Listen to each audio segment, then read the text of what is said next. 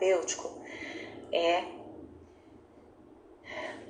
o que podemos fazer para convencer os pacientes que têm perda leve e como explicar para os pacientes as limitações que ele tem no tratamento, né? Eu acho que essas duas perguntas aqui, elas podem ser combinadas numa única resposta. Bom, primeiro, quando o paciente chega para mim e diz assim, eu tenho uma perda leve, né? Foi um médico que me mandou aqui, eu acho que eu nem preciso de aparelho, eu consigo entender o que as pessoas falam, eu tenho alguma dificuldade quando eu estou num lugar barulhento, mas eu acho que isso todo mundo tem, né? Então o paciente já vem com todo esse discurso pronto, eu tenho certeza que vocês recebem pacientes assim. E na verdade, já foi tempo em que nós utilizávamos como critério de indicação de aparelhos auditivos pacientes com dificuldade de comunicação, né?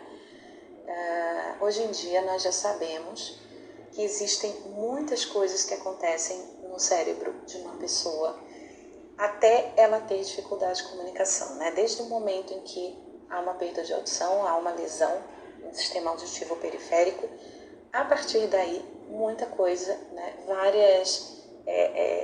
A neuroplasticidade, né? Ela acontece tanto para um lado quanto para o outro, né? Então, a ausência, a privação auditiva, ela acarreta uma série de consequências na via auditiva, no cérebro, o zumbido, por exemplo, perda das habilidades auditivas, dificuldade de atenção, né, de memória, e aos pouquinhos vai começando a ter dificuldade no reconhecimento da fala. Então, o que eu costumo dizer para os pacientes é, olha, muita coisa acontece entre a lesão no nosso ouvido até o dia que nós vamos ter dificuldade de comunicação. Quando nós chegamos a esse ponto da dificuldade de comunicação e média a alta, né, é porque vai ficar muito mais difícil de tratar, né? E às vezes fica muito mais difícil se adaptar ao uso do aparelho. Isso costuma acontecer ao longo dos anos, né? Então, muito tempo em privação traz uma série de consequências que podem ser evitadas se você começar o tratamento o quanto antes, né? Então, descobriu a perda auditiva, ela não é tratável de forma medicamentosa, não tem outra conduta médica que seja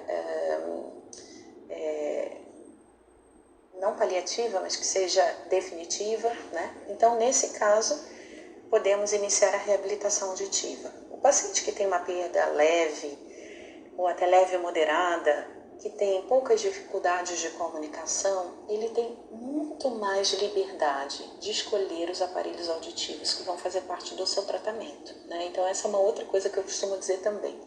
E o que significa liberdade? Eu posso escolher diferentes modelos, né? Se eu tiver uma questão física propícia, eu posso escolher desde os modelos pequenininhos que ficam dentro do ouvido, eu posso escolher aparelhos mais estéticos, menores ou mais funcionais, né? Ou seja, eu tenho liberdade de escolher. E outra, eu tenho liberdade de escolher também o suporte da tecnologia que eu vou precisar, que eu vou querer investir naquele momento, porque eu tenho menos dificuldades de comunicação, eu tenho menos dificuldade de fala no ruído, portanto, eu não vou precisar de tanto suporte da tecnologia. Consequentemente, eu vou conseguir pagar mais barato e ter um resultado bom para isso. Então, eu acho que são esses dois principais elementos que justificam a indicação dos aparelhos auditivos para as perdas leves, né? E eu fico ainda um pouco preocupada, na verdade, quando eu vejo que pacientes com perdas leves recebem a orientação de que tem que esperar piorar para começar o tratamento, né? Eu acho que nós, fonoaudiólogos, já passamos por isso lá quando a criança com 4 anos de idade não falava e nós, né, os pais recebiam a orientação, não, espera mais um pouco, né, porque está preguiçoso. Da mesma forma, nós passamos ainda com isso dentro da audiologia, onde o paciente já tem uma perda auditiva, tem uma perda leve, ela é uma perda neurosensorial, uma perda às vezes até progressiva, mas ele recebe a indicação de que não é para tratar, tem que esperar piorar, né? Então, resumindo, para responder isso, eu gosto de trabalhar esses dois elementos. O primeiro é todas as consequências de uma privação auditiva, até chegar na dificuldade de comunicação que é a última coisa que acontece, né? Então, o pior que pode acontecer é dificuldade de comunicação. Até lá, várias coisas vão acontecendo ao longo do tempo, né?